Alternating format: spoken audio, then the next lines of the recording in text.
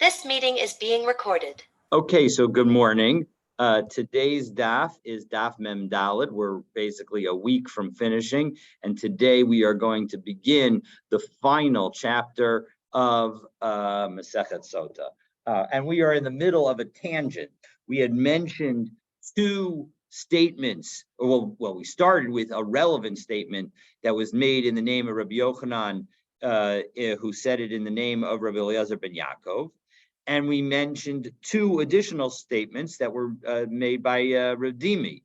And now we're going to make four such statements that were made by Rabbi Yitzchak. And so we pick up about 1, 2, 3, 6, 7 words from the end of the line, the first of the wide lines on Mem Gimel Amabet.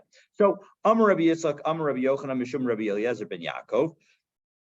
Churgasa Hagdela ben Ha'achin. If you have a stepsister who is raised up, is one of them is obviously a step parent, but in any event, the bottom line is that she's being raised with her step siblings.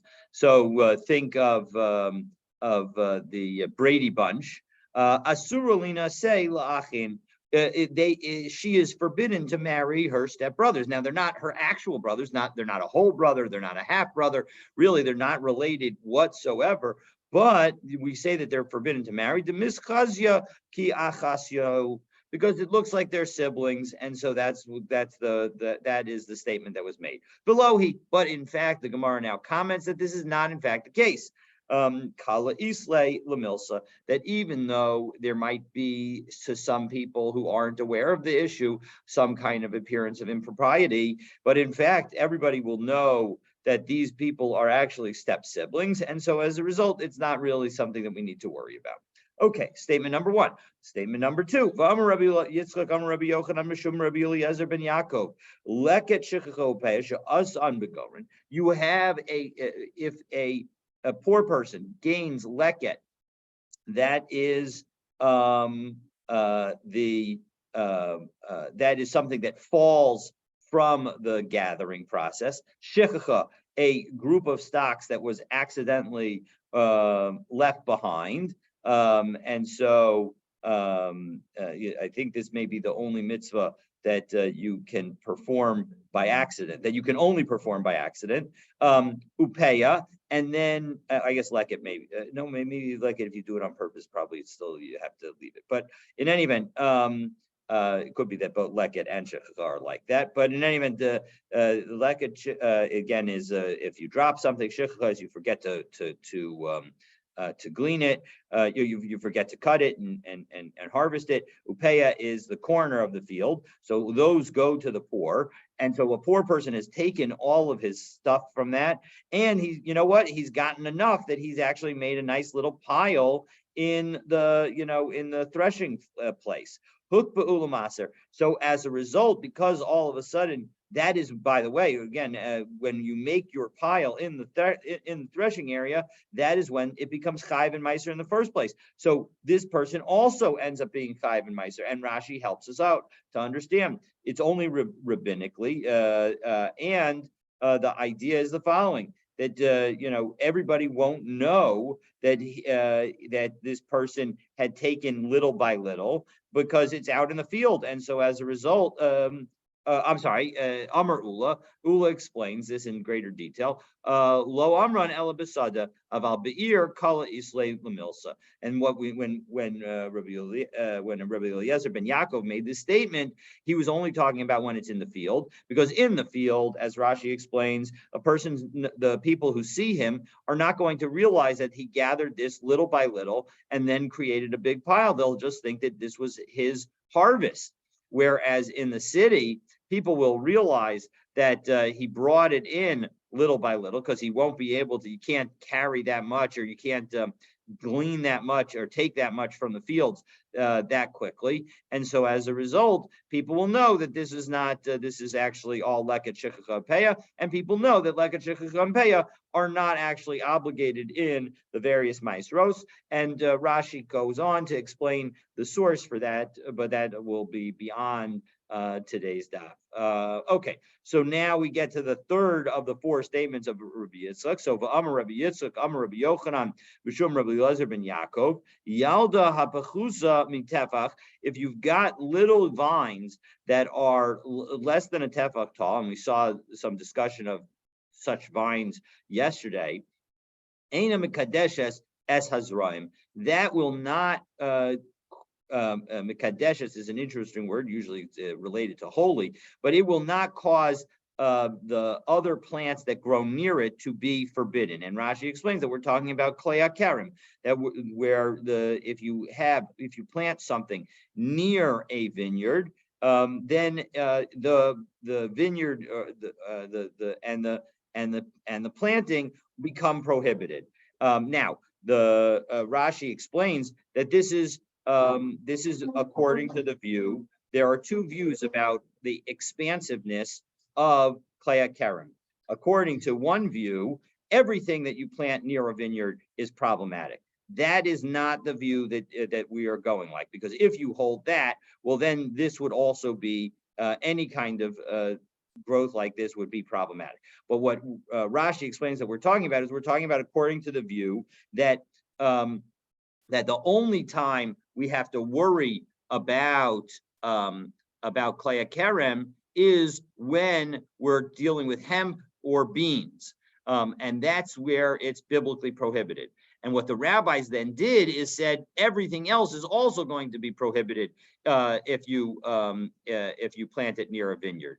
However, based on what Rabbi Yitzchak is saying in the name of Rabbi Yochanan, in the name of Rabbi Elazar ben Yaakov, we're going to say that in this particular instance, because the vineyard is such a diminutive vineyard, we're not going to apply those rules. So and now we qualify it further. Bahani mili shtayim keneged shtayim va'achas yotza zanav. We're talking about a situation where all you have is 5 vines.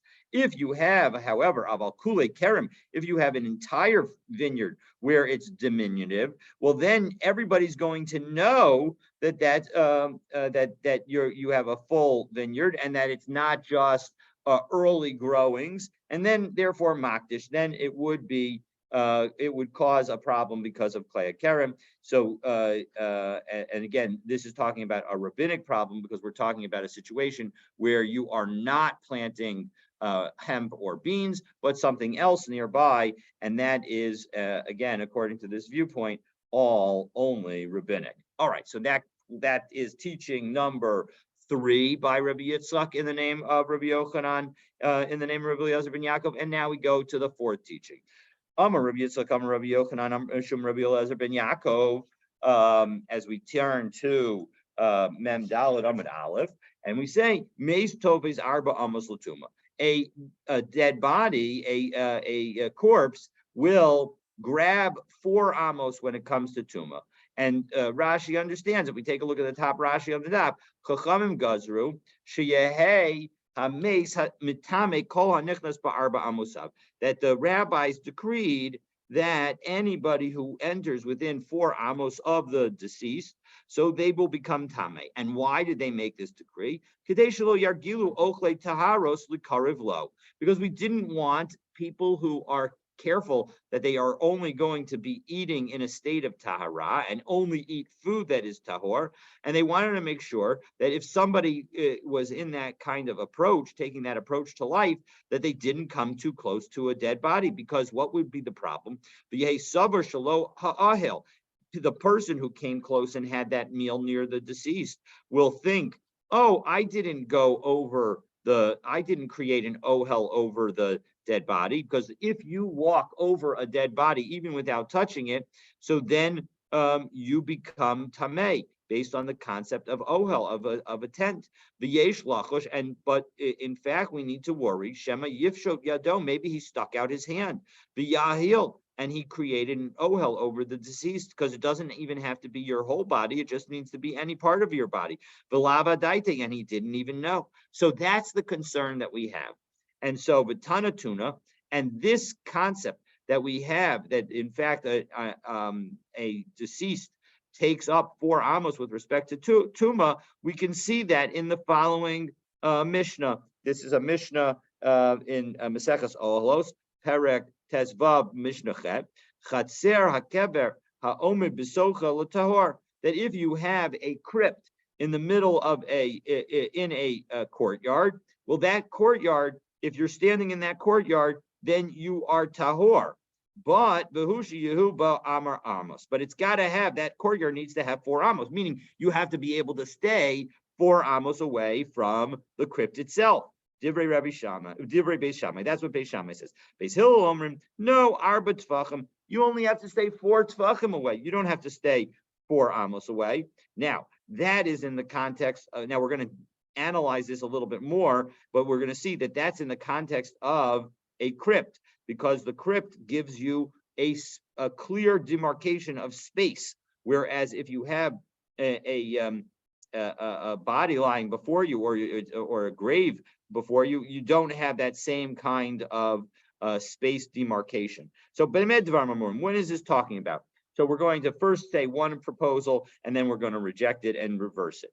Shapiska milamalo, we're talking about a situation where the entrance to the crypt is above, meaning aval pischa min atzad.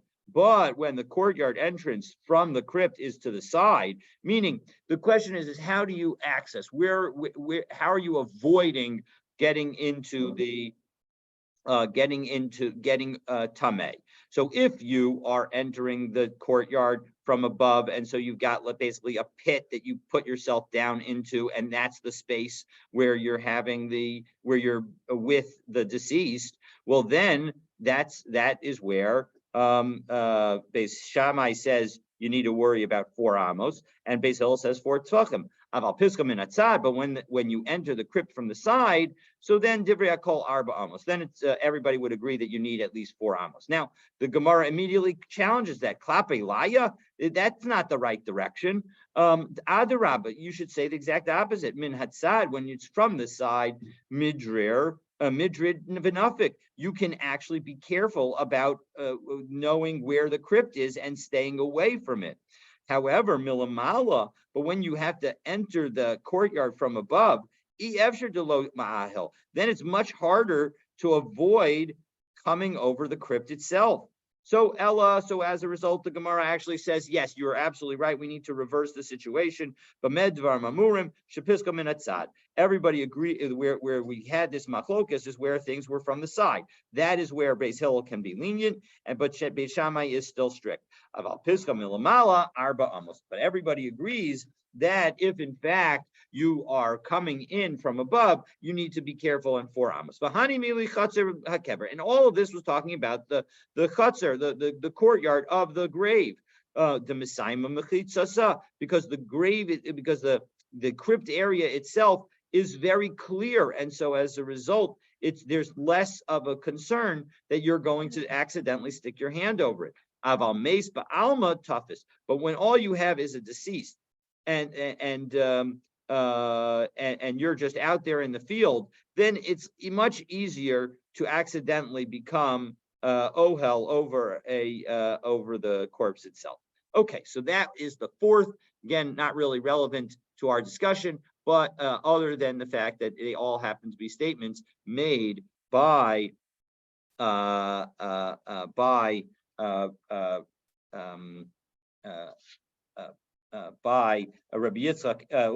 by Rabbi Yochanan in the name of Rabbi Eliezer ben Yaakov, the last 4 that were stated by Rabbi Yitzchak, and the first 2 by Rav Dimi. Okay, so now the Gemara goes back and is continuing our discussion of the middle verses of the warnings that are given in battle. So the warnings begin by some statements that were made by the Kohen and then announced by the Kohen, and we're in the middle statements that were announced initially by the Kohen and then made heard by all of the officers. So Mia Isha Shari Reis Isha, and we had already done the first 2. Now we're dealing the 3rd one. So again, the first 2 were building a home and planting a vineyard, and we expanded on them to show that it was not just a home, but a barn, etc. Not just a vineyard, but any kind of fruit trees. And so now we're talking about marriage. So marriage, Tana Rabbanan, and now the Bryce is going to explain our expansion in our Mishnah to cover not just the simple situation of marriage with a first-time woman, but rather even something else. So Asher, a race that the person got married, did Erisin, Echad Hamaris as a Besula, Echad Hamaris as a Almana, Echad Shomeres Yavim. Doesn't make a difference whether we're talking about a virgin, a widow, and for that matter, a divorcee, or even somebody who is a Yivama. But that even if you have five, and we saw this statement quoted earlier in the Gemara, that even if you have five brothers, one of them dies in battle and leaves a wife without children, well, then all of them return from battle because all of them are now zakuk to the Yavama, and they have some connection with her, and as a result, there's going to need to be either Yibum or Chalitza, and as a result, all of them have that connection, and so as a result, all of them are leave the battlefront. So lo lakach, but did the verse say lo kach? No, it said the lo likacha. So it didn't say it's not taken; it said has not taken her. And so, given the fact that we have that statement, what does that tell you? Prat la'almana l'kohen gadol. The fact that it said specifically her, it's the additional reference to her is telling us that if you're talking about a situation where the marriage is permitted, so that excludes a widow marrying a Kohen Gadol, grusha v'chalutza l'Kohen Hedyot, a divorcee or a chalutza marrying a regular Kohen, mamzeret u'nesin liYisrael, a female mamzer or natan from marrying a Yisrael, a bas Yisrael l'mamzer u'nasan, or where a regular Jewish woman marries a mamzer or a nasan. All of those situations are inappropriate marriages, and as a result, do not trigger an exemption out of the front of the battlefield. So, Lema Deloka Rabbi Yossi Aglili, can we say that this is an indication that this is not like Rabbi Yossi Aglili? Because the Rabbi Yossi Aglili Ha'amar Hayari V'Racha Levav, that when the pasuk says that we'll talk about shortly, that somebody is in the next Mishnah at the end of today's, at the bottom of the Amud Aleph, will say that there's somebody who's frightened. And what is that referring to according to Rabbi Yossi Aglili? This is somebody who's afraid because he has sinned. So doesn't this have to not be like Rabbi Yossi? Because after all of these people have sinned, and Rabbi Yossi is telling them to leave the battlefront. And this statement is saying that they have to stay on the battlefront. So that seems to be inconsistent. No, it is consistent. Afilu Taim Rabbi Yossi Aglili. You can actually say it's Rabbi Yossi Aglili, Kid Rabba, and it's like Rabba, because when what did Rabba say? The Amar Rabba la'olam enu chayav ad sheyivol. When we say that a Kohen is a Gadol is not allowed to marry a widow, and a Kohen is not allowed to marry a divorcee or a Chalutza, and we say an Yisrael is not allowed to marry a Mamzeris or a Nasina, and a daughter of Yisrael is not allowed to marry a Mamzer or a Nasin. When we say all of that, that is only talking about when they actually have relations. Until then, that is not going to be prohibited. And so basically the idea is that here we're talking about just Erisin, and so they have not yet had relations, and so they have not yet gotten to the stage where they have done the sin that would cause them to have to leave the battlefront, according to Rabbi Yossi Aglili. And so as a result, it all makes sense, even according to Rabbi Yossi Aglili, that these people would have to stay on the battlefront.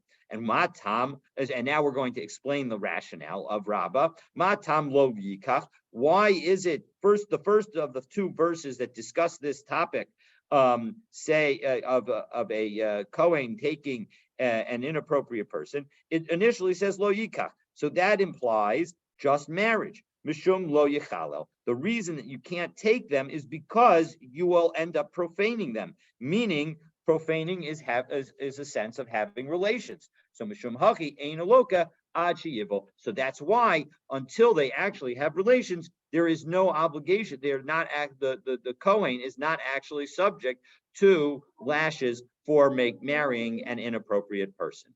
So now that we've said the three different situations, again, building a house, planting a vineyard, and marrying a wife, the Gemara takes advantage of this opportunity to teach us a lesson about how one should live one's life.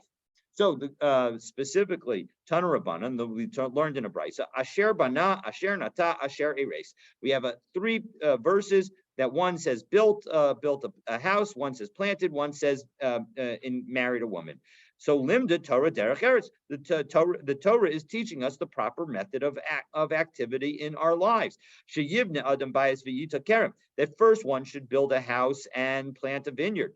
The achar kach isa isha, and only afterwards should you marry a wife. Meaning you need to be able to support a family before you get married.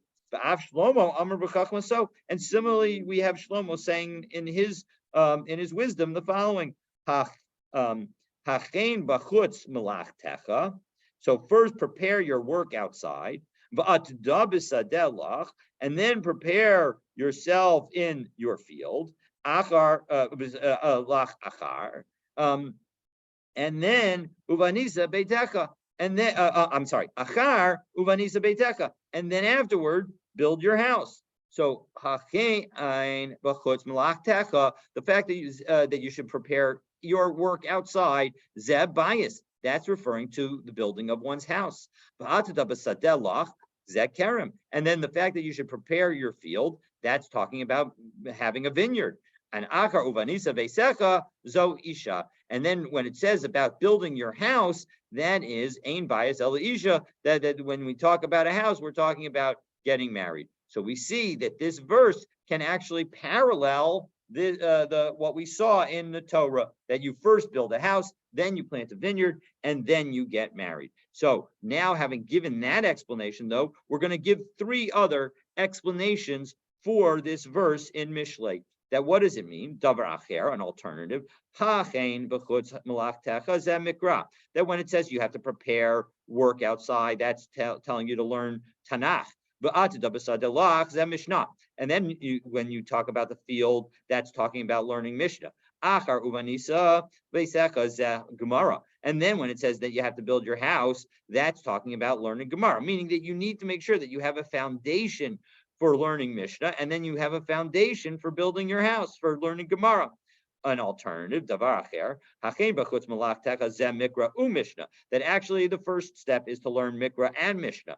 And ba'atida beside the law zeh Gemara. And then afterwards you prepare the rest of your field, that's talking about Gemara. And achar uvanisa vesecha elu ma'asim tovim. That is that you have to do good deeds. And indeed, we see that this concept of good deeds following the learning of Torah in the bracha that we make at the end of a bris. We say, Kashem shenichnas labris, kain yekanas laTorah l'chuppah umasim tovim, that you first do the Torah and then marriage and then good deeds. So, and explanation number 4, Rabbi Eliezer beno shel Rabbi Yossi Aglili Omer, hachein b'chutz melachtecha zeh mikra u'mishnah u'gemara, that actually when we say you should prepare your work outside, that's all kinds of learning, all the learning of Torah.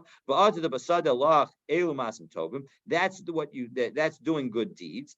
And achar uvanisa beisecha drosh v'kabel schar. Drosh, go out and expound on the Torah, meaning teach your Torah. If you're already good if you've already learned Torah and you're doing good deeds, well, then you are in an appropriate location in your life to begin teaching others and receiving the reward for that teaching. And I would suggest that the receiving of that reward is the opportunity to teach and get feedback and to have the relationship that one develops with one's students. And of course, there's the schar in Olam Haba as well. But I think this is noting the fact that just the ability to teach is a privilege and worthy of note. Okay, so now that we've had this nice little agaditas to some degree on this verse that we brought up, we now return back to our Mishnah. And in that Mishnah, we learned yesterday that certain people do not go back home. And so the Gemara is now going to quote a brisa that limits one of those categories. Meaning we had a whole bunch of them. And one of the categories was somebody who builds a house in its original location. So Tana, we have a brisa about that situation. That when we say, God bless you, when we say that you don't go back, you stay out in the battlefield if you built a new house on the old foundation. That's if you built the identical house. But if you added something new to it, even a single row of bricks, according to this brisa, then you would be able to get the exemption and leave the battlefront. Okay, so the next, the Mishnah listed that those that don't go into the battlefield, meaning, and that list was more expansive than the literal read of the Torah, because it covered not just somebody who married a woman, but somebody who planted a vineyard and reaped it, but did not, has not eaten for a full year, and somebody who built a house and did not live in it for a full year. 1 second. Sorry, we have one more house that's a problem, and that is the house that was built in Sharon. So let's take a look and what on that one. So Rabbi Eliezer Omer Afa Bona Beis Levanim b'Sharon lo hayachazer. That is similarly a person who built a house of bricks in Sharon would not return, because we have a brisa that explains it. Tana b'mnei mechadshin oso palmayim b'shavua. Because bottom lines, you would have to renew it twice every 7. Now, what 7 are we referring to? So Rashi understands this, especially based on the Rashi that we saw yesterday, that this is talking about that you'd have to build it twice every 7 years. But the Meiri understands Shavua as meaning a week. So it really means very flimsy, that we're talking about super flimsy bricks that you would need to effectively restructure twice every week. Okay, but in any event, now let's go back to the situation that I was trying to describe before. We said that the following categories don't even go to the battlefront in the first place. And we said that it's talking about somebody who builds a new house and dedicates it, but has not lived there for a year, somebody who is planted a vineyard and taken the crops in, but has not eaten it for a year, and somebody who is married a woman and has not lived with her for a year. So Tanurabanan. So again, though the first 2 of those cases are not explicit in the Torah, we had to derive them. So now we're going to explain that derivation. Isha chadasha ein li'ela isha chadasha. So from the fact that we say a new wife, that teaches us that it's got to be a new wife, i.e. a betula, somebody who has not had relations before. Almana ugrusha minayin. How do I know that it includes even a widow and a divorcee? So Tamalomar Isha, because the word doesn't even need to say, the Torah didn't even need to say the word Isha. So as a result, it means any kind of Isha, any kind of wife. So Mikol Makom, any kind of wife. Im Kain Mal Tamalomar Isha Chadasha. In that case, why do we specifically say that it's got to be a first wife, a new wife? So Misha Chadasha Lo, it's got to be a new wife for him. And what does that come to exclude? Yatsa machzer grusha so she'en chadasha lo. So if in fact he were to take back his wife who he had divorced, that would not result in an exemption from the battlefield. Tanrabanan lo yetzei b'tzava. We said that the person should not go out to the army. Now, Yachol b'tzava hu de lo yetzei. I might have thought that it's somebody that he shouldn't go out to the army, but maybe aval yaspik mayim umazon v'yisakin adrachim. But he should go to the back of the battlefield and help with the supply lines of water and food, and also help repair the roads so that we could get the supplies to the soldiers. So Talmud Lomer v'lo ya'avor alav l'chol davar. He should not go, nothing shall be placed upon him at all regarding any matter. So Yachol Sha'ani Marabeh. So in second, well, in that case, I might think maybe that even somebody who built a house and did not inaugurate it, not a Karen Velochilolo, planted a vineyard and did not yet redeem it. Eres Isha Velolakacha, did Erison with a woman and did not take her as Nisuin. So I would think that maybe all of those also shouldn't go to the battlefront. Talmud Lomar Alav, right? It says Velo Ya'avor Alav Kol Davar. Only the person who we described in the prior verse, that is the person who actually took the new wife, that actually did the Nisuin. So Alav Iyatamavir. That person you don't put any obligations on. About atamavir al acherim, but the others, those who have not yet dedicated the house, those who have not yet redeemed their field, and those who have not yet engaged in Nisuin.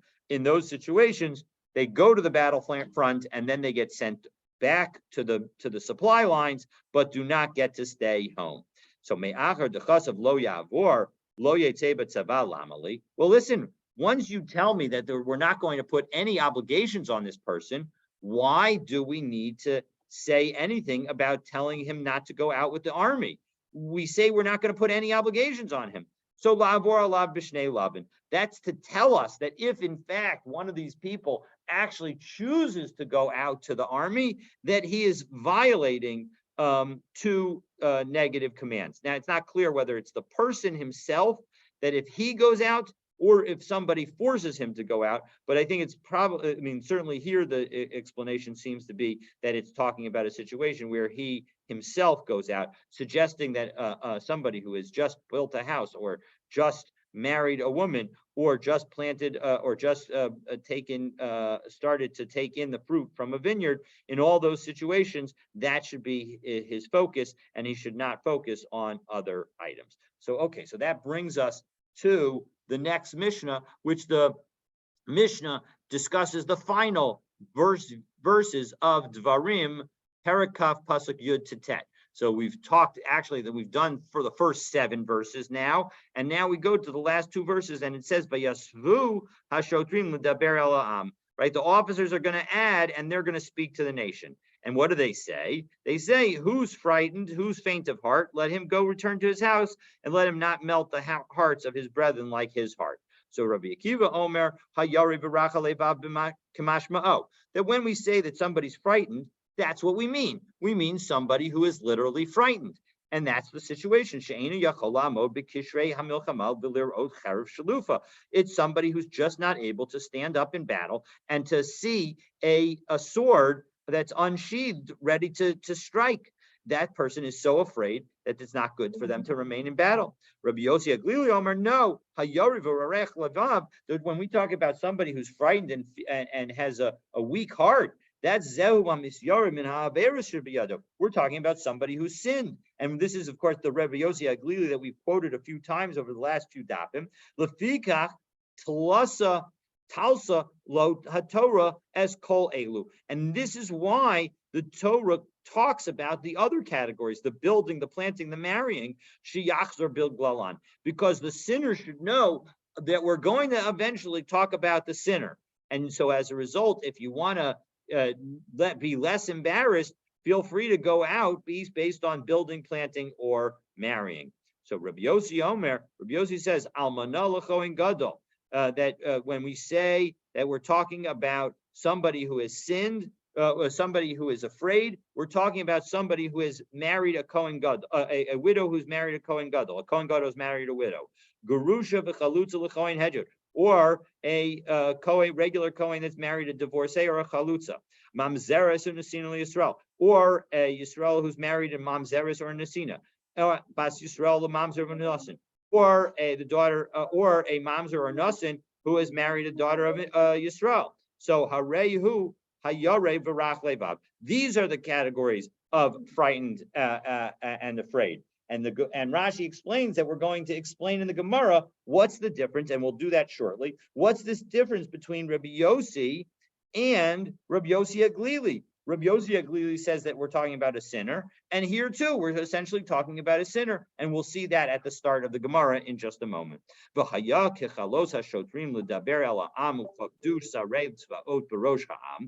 so we say that it's going to be when the officers finish speaking to the nation, and they're going to appoint leaders of legions in front of the people, and the Gemara adds, and the Mishnah adds, Uva Akevo, and also at the rear of the people. So why do they do all that? Because in the front you need to have officers who are going to help those who fall. And then you have others that are behind, that they're going to have iron axes in their hands. And anybody who tries to run away from the battlefield, the guy can axe his legs to stop him from running away. Because the beginning of running away is falling down, is the downfall. Now we're gonna that obviously doesn't make too much sense. It should be shetchilas nefila, the beginning of falling down is nisa, is running away, and the Gemara will point that out and reverse the language of our Mishnah. So Shneamar Nas Yisrael Lifnei Plishtim V'Gam Magefa Gedola Haisava'am, that when Israel fled from the front of the Plishtim, and then there was a great slaughter among the people. So what happened first? First, Israel fled, and then they had the downfall. And elsewhere, that was in the very beginning of Shmuel Aleph, and now we have another statement near the end of Shmuel Aleph, where again it says Vayanusu Anshe Yisrael Mivnei Plishtim Vayiplu Chalalim, right? That we had the Jewish people were running away, and then they fell, meaning that when you run away, that is when the bad things happen, because you need to stay and do battle, and Hashem will do battle with you. All right, so when as we say that these are situations where somebody is exempt from battle, so this entire discussion was all about discretionary wars, meaning if in fact you wanted to expand the land of Israel, so then a king or president or whatever, or leader that wanted to expand the land, so then that would be a discretionary war, and that would be a situation where we would want to exempt all of these peoples. Aval the milchamas mitzvah, but when it comes to a war that is one that is commanded, so that's, for example, when Yoshua entered the land and we needed to capture the land, so Akol Yotzin, then everybody goes out. Even a groom from his room and the bride from the chuppah. And this actually, some people suggest that women actually should be able to go out to battle as well. Others say that no, it's just an indication that, of course, once the groom leaves his room, well, then the challah doesn't need to stick around at the chuppah. Rabbi Yehuda reverses it. Mitzvah. No, when are we talking about? We're talking about with wars of mitzvah. When we hakol yotzin, that there is essentially three categories of battle. There's a melchemes reshus, a melchemes mitzvah, and a melchemes chova.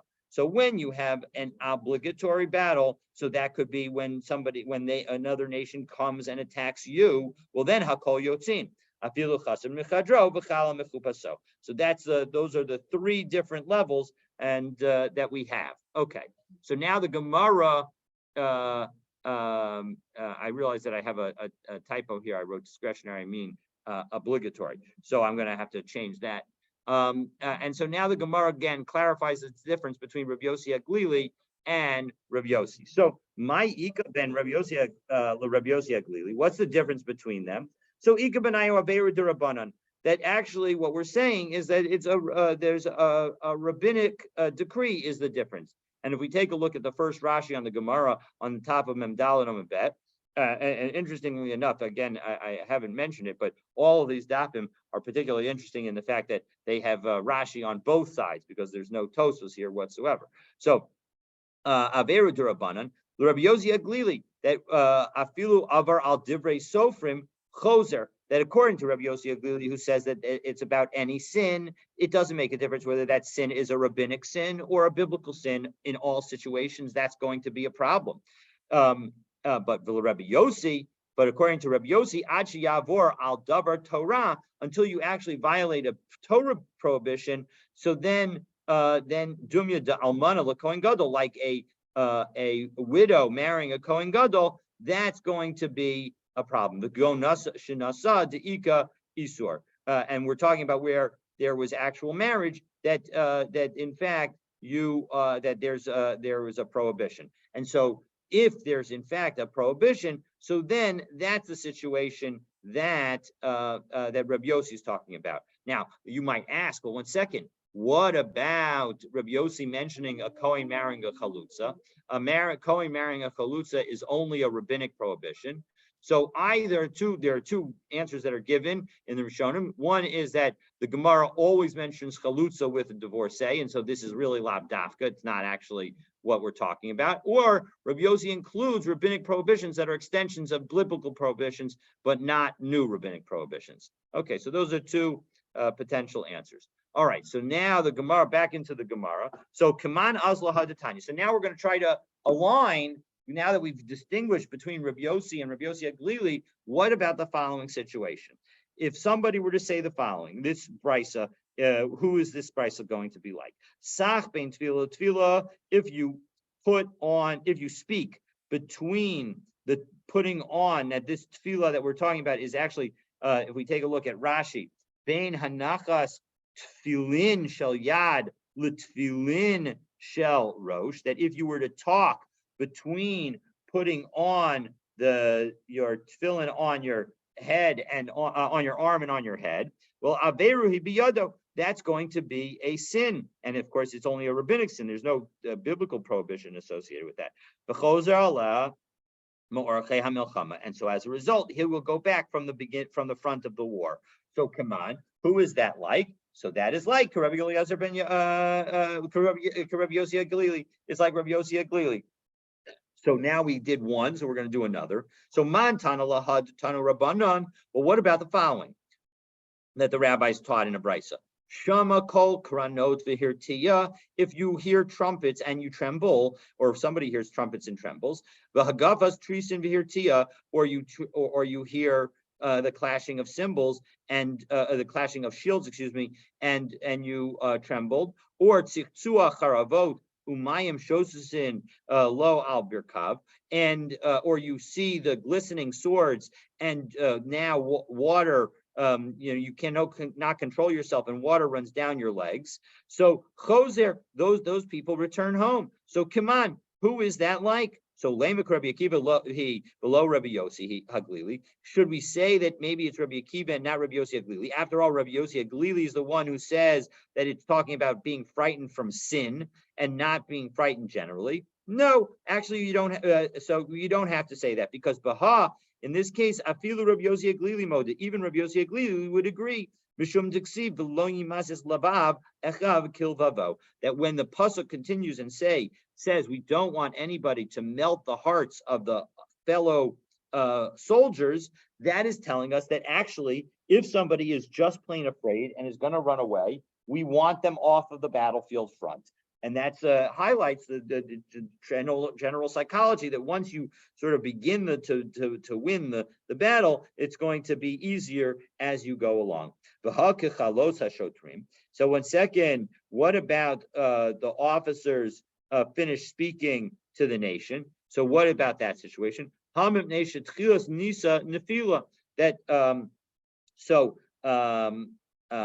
our Mishnah talked about when the officers finished. So and we said that we were concerned about the fleeing, right? We saw that the Mishnah said that the beginning of flight is downfall. So it should have said it the other way around. The beginning of downfall is flight. So yeah, you're right. It should switch it around. Okay, and now we continue and with the last bit of our Mishnah. So when did we say we're talking about in a situation of discretionary war? So Rabbi Yochanan, Rishus de Rabbanan, Zohi mitzvah de Rabbi Yehuda. That when we said discretionary, that's what Rabbi Yehuda calls a mitzvah. Mitzvah de Rabbanan, he chova de Rabbi Yehuda. And when the rabbis talk about mitzvah, Rabbi Yehuda says that that's an obligation, meaning that they don't actually disagree at all. It's just about the terminology. So that's opinion according to Rabbi Yochanan. Amar Rava Milchamas Yoshua Lichbosh. No, they do disagree, and what they disagree about is the following. We have three categories. So when it comes to the conquering of Israel, Divrei Kol Chova, that's the most category, and that's called obligatory. Milchamos Beis David Lirvacha. When it comes to the Milchama of Beis David to try and expand the land, Divrei Kol Rishus, everybody agrees that that's discretionary. So Ki Pligi, what do they argue about? When you're worried that that soldiers are going to come and attack you, and so you do a preemptive strike. So mar karile mitzvah, one of them calls that a mitzvah, umar karile rishus, and one of them calls that permission. And so as a result, that's the middle category that they actually debate about. So nafkamina, and what's the practical difference? When you're engaged in that kind of battle, according to Rabbi Yehuda, who calls it a mitzvah, well, then you're patur from doing other mitzvahs. But according to the Chachamim, who call that discretionary, then you would not be patur from other mitzvahs. So hadron alach mashuach melchama, hadron alach mashuach melchama, hadron alach mashuach melchama. And so now that brings us, and we'll just do quickly the Mishnah, to the 9th and final chapter of Sotah. And this chapter deals with the laws of Egla Arufa. This is the decapitated calf in a ceremony that's connected with an unsolved murder between two cities. So, and why is it included here? Because the opening Mishnah of the 7th parak of Sotah, we noted that this ceremony was required to happen in Hebrew, and that's also how our Mishnah begins. So Egla Arufa Lashon HaKodesh, when we talk about an Egla Arufa, you have to have the ceremony in Hebrew. Right,